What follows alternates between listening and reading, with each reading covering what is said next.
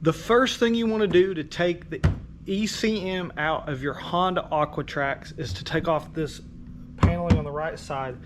Take a 5mm hex wrench right through there, take those out, and then it'll be easily accessible to pull out.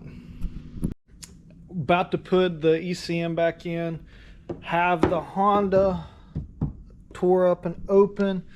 It goes back up in there, so should be good.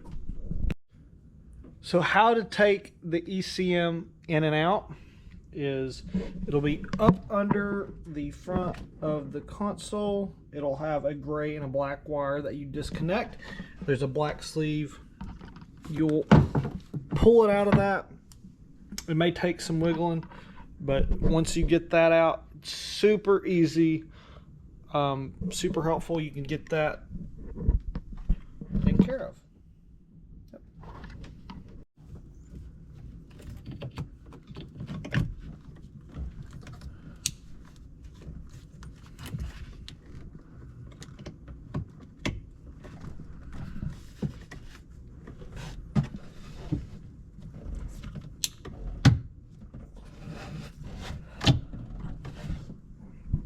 That is now all the way in there.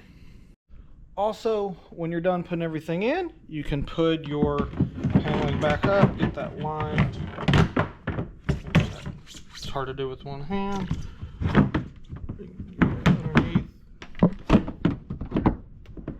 Okay, maybe I can't do that with one hand. The screws, take a 5mm Allen wrench, put those on there, get it where it goes in. Once you got the seats back on it, you can go out and rip it. Stay tuned for more.